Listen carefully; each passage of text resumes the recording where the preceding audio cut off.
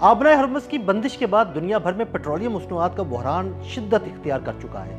Petroleum مصنوعات کی آسمان سے چھوتی قیمتیں اور غذائی قلت یہ وہ مسائل ہیں جو دنیا بھر کو اپنی لپیٹ میں لینے والے ہیں۔ دنیا کے کس ملک میں پیٹرولیم مصنوعات کی قیمتیں کتنی بڑھیں اور غذائی قلت کے کیا مسائل سامنے آ سکتے ہیں؟ آئیے ایسے بہت سے سوالات کے جوابات جاننے کی کوشش کرتے ہیں۔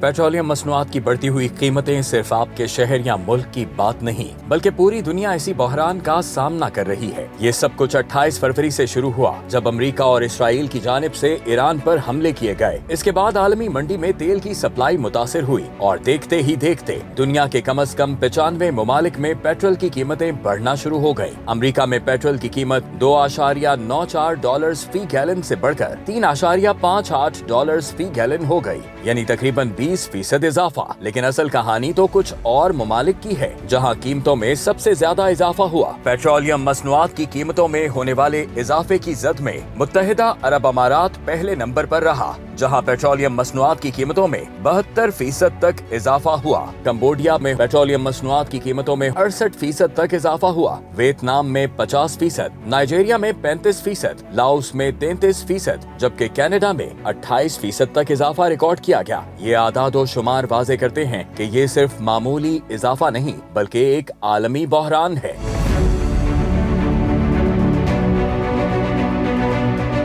اب سوال پیدا ہوتا ہے کہ ایران امریکہ جنگ کی وجہ سے پیٹرولیم مصنوعات کی بڑھتی ہوئی قیمتوں سے ایشیا کیوں سب سے زیادہ متاثر ہوا؟ تو اس کا صاف اور واضح جواب ہے کہ ایشیا کے بہت سے ممالک اپنی توانائی کے لیے ایک اہم راستے پر انحصار کرتے ہیں جسے آبنائے ہرمز کے نام سے جانا جاتا ہے۔ جنگ کے بعد یہ راستہ تقریباً بند ہو گیا، جس سے تیل کی سپلائی بری طرح متاثر ہوئی۔ مثال کے طور پر جاپان اپنی 95% تیل کی ضروریات اسی علاقے سے پوری کرتا ہے، جبکہ جنوبی کوریا کا تقریباً 70% تیل اسی راستے سے گزرتا ہے۔ اسی لیے جاپان نے اپنے اسٹریٹجک ذخائر استعمال کرنے کی تیاری شروع کر دی، جبکہ جنوبی کوریا نے 30 سال میں پہلی بار پیٹرول کی قیمت پر حد مقرر کی۔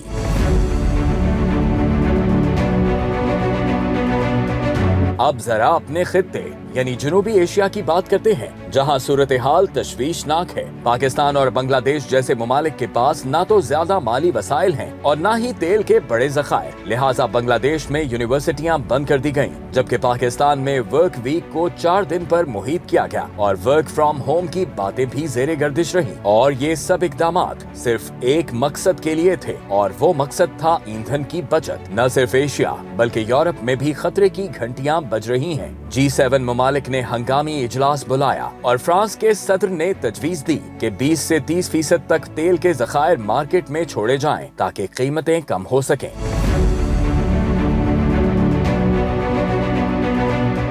ایک جانب تیل کی بڑھتی ہوئی قیمتیں تو دوسری جانب کھانے پینے بھی اس کی زد میں ہے، کیونکہ تیل صرف گاڑیوں کا ایندھن نہیں بلکہ یہ پوری معیشت کی ریڑھ کی ہڈی ہے۔ کھیتوں میں استعمال ہونے والی کھاد، فصلوں کی نقل و حمل، فیکٹریوں کی پیداوار اور سپر مارکیٹ تک سامان کی ترسیل، ہر مرحلے میں پیٹرولیم مصنوعات شامل ہیں۔ اسی لیے جب تیل مہنگا ہوتا ہے تو کھانے پینے کی اشیاء کی قیمتیں بھی بڑھ جاتی ہیں۔ نہ صرف کھانے پینے کی اشیاء بلکہ پلاسٹک بوتلیں اور کپڑے، کاسمیٹکس جیسے لپسٹک اور ویسلین، حتیٰ کہ گھریلو اشیاء جیسے ڈٹرجنٹ اور پینٹ وغیرہ بھی پیٹرولیم مصنوعات کی بڑھتی ہوئی قیمتوں کی زد میں آتے ہیں۔ اس لیے یہ صرف پیٹرول کی قیمت کا مسئلہ نہیں، یہ ایک ایسا عالمی بحران ہے جو ہماری روزمرہ زندگی، خوراک، معیشت اور مستقبل سب کو متاثر کر رہا ہے۔